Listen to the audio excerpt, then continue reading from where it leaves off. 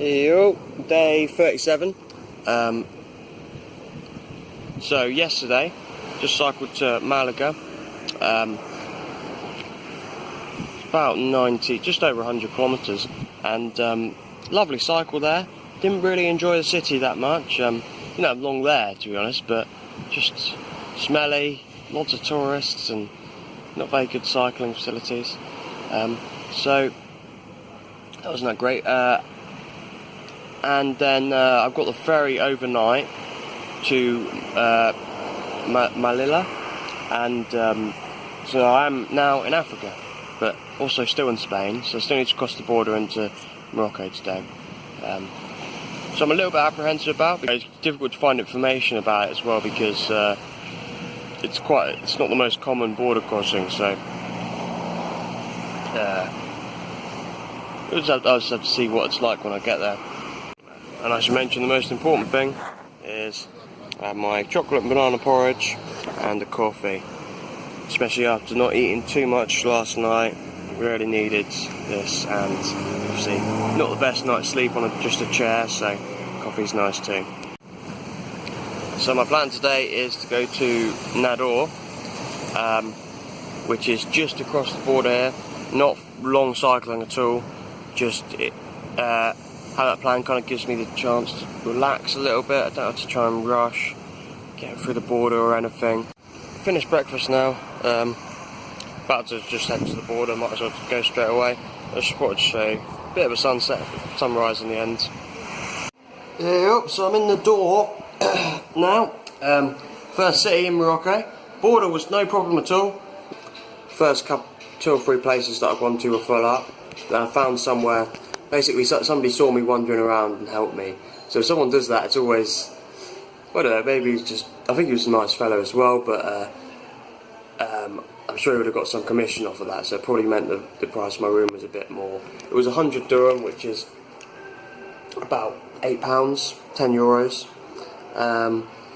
So, not too bad. I think the actual price is like 60, 70 though, because there's a sign at the bottom saying that. They wanted to charge me 120, got it down to 100.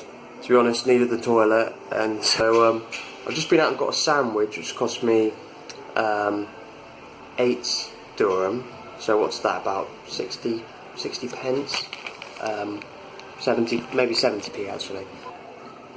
I'll go out and probably just spend the day just buying food, and partly because I'm just very hungry as well, and just seeing how much it costs.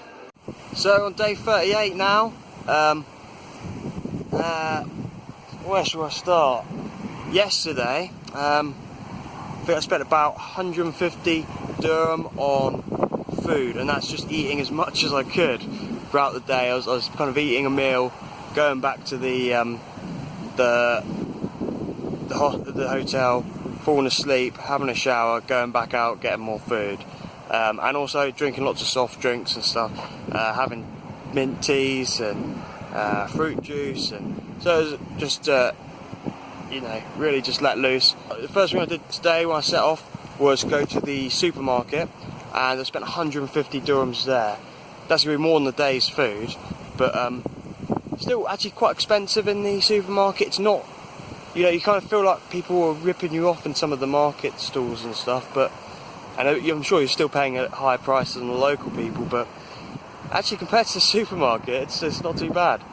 So I've got my base rates now. I've been around supermarket for quite a while, and know what it is I have.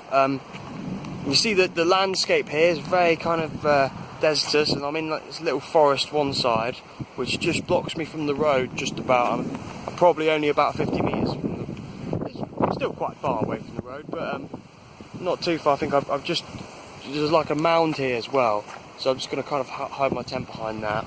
Should be no problem. I wouldn't have thought. It's just about, the sun's about to go down now as well. Probably wait until it gets dark to put it up, just in case.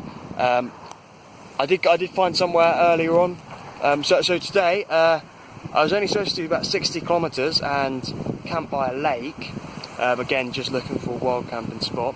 And it looked beautiful, the lake, and looked like it probably would have had somewhere, but done just over 100 kilometres today in the end, so it's been a really good day on the bike, and I've continued past the lake because I've got a tailwind. You might be able to hear it on this recording actually. Should probably stand this way so I don't get the wind so much. Yeah, there's been a really strong tailwind, and it's just been fantastic. It's the first tailwind of the trip. Day 39 here. What are we at? About 50-60 kilometres on the bike so far. Just got 70 to do, so not far now until I get to somewhere that's marked as a campsite. So also it's been pretty hot so far. So it was under 30 degrees when I was in Nador, but I think it's got hotter now. Also I'm gaining altitude, so I think at the end of today I should be about 700 metres above sea level, which I haven't really felt because it's tailwind. I've still got the tailwind a little bit today. It has been in my face for a little bit, but not too much, and a bit of an angle, so it wasn't too bad. At the moment it's just hitting me at the side, but by the end of the last kind of 5 kilometres today, I should have it behind me again, maybe an angle behind me, but still a little bit behind me, which is really good. And it's not that strong today, the wind, so it's not too bad. And what else? Oh, I have a bit of tummy problem, so that's happened already. I'm not sure what it's from, probably just something I've eaten along the way. I think it's just to be expected really here.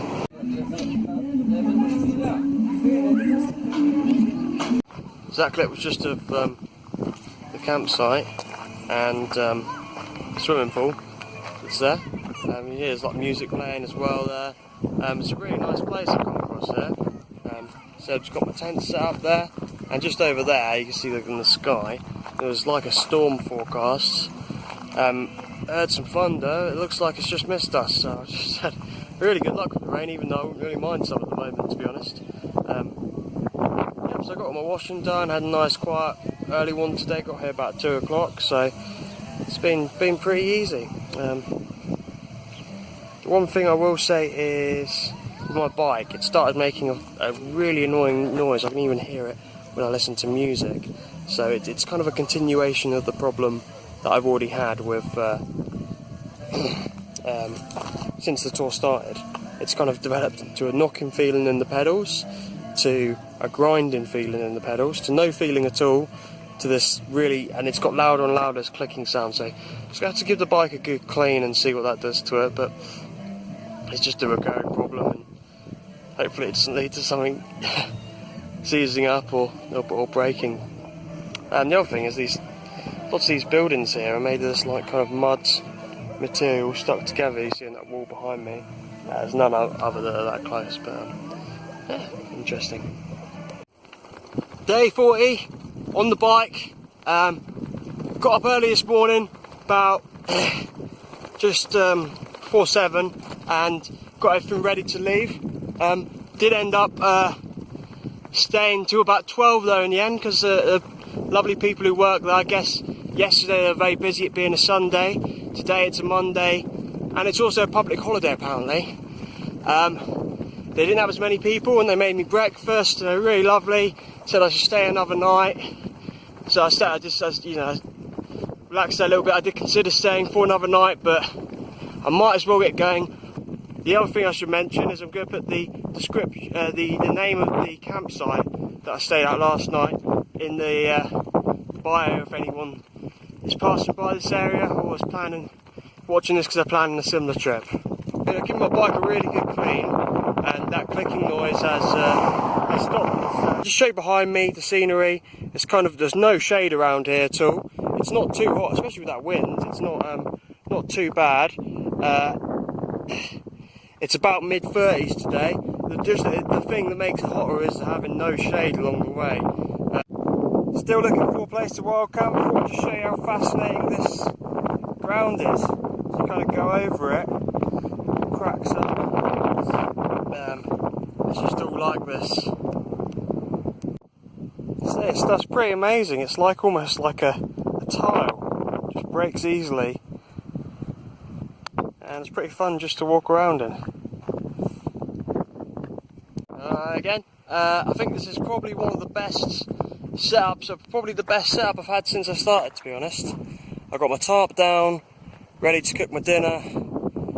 by on my nice comfy sleeping pad before I go to bed. The only thing is, looks like there might be a storm coming. Hi there, so this is what's happened now. You see behind me, you might be able to see a few flashes of lightning there.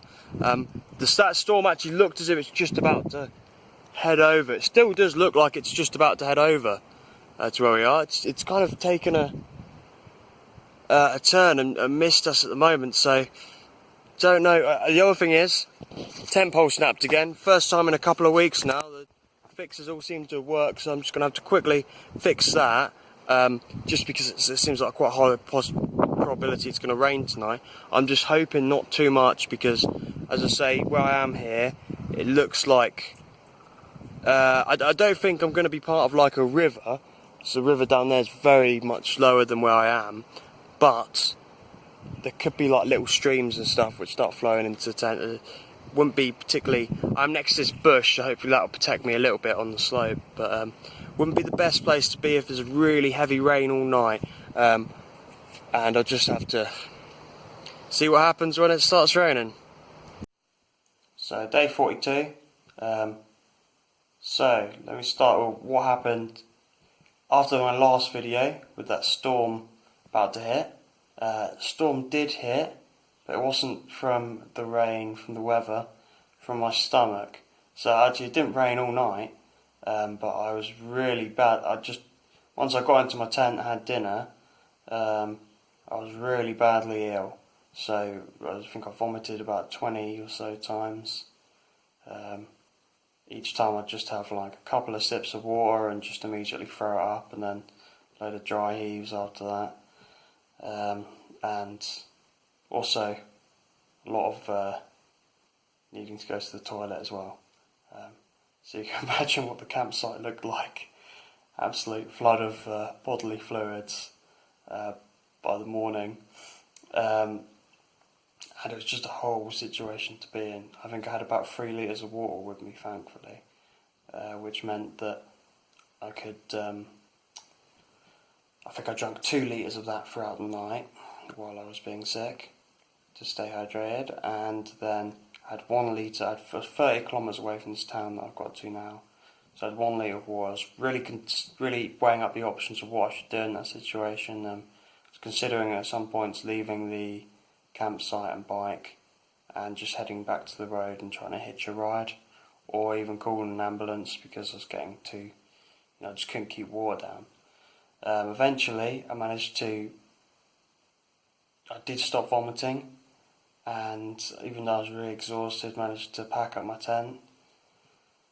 And then the plan was to go to the road and try and hitch a ride with the bike, or get them to, if they had a number 4 taxi, to do that, because I've seen lots of vehicles with big things strapped to the top of them, so I thought they'd be able to do that. But actually when I hit the road, there wasn't that many cars coming. I would have been able to do it, so it probably would have been the right decision really to try and wave somebody down, but I just felt like I hadn't got the energy to sit out in the sun and then wave my arms around, so I just ended up getting back on the bike and just ended up keep cycling. About 15 kilometres in, I ran out of water.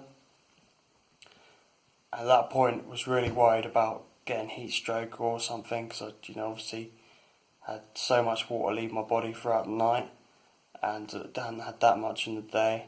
I don't think I'd got urinated all day, so obviously was quite dehydrated at that point.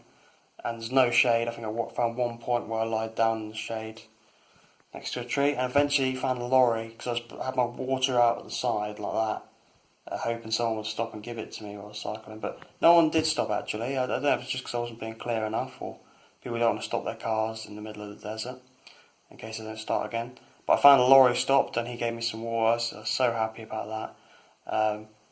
And then it continued on, still really exhausted throughout that last 15 kilometres. I stopped underneath a bridge and fell asleep for an hour in some shade. And then once I woken up, a storm came over, only a slight bit of rain, but shade and rain, amazing for the last 5-10 kilometres till I got to this hotel. and I'm going to be here for a good few days now. Beginning of next week we'll be in this hotel because I don't want another. It's such an uncomfortable day. Yesterday, I don't want to have another day like that for a while, and I want to completely recover from this food poisoning that I've got.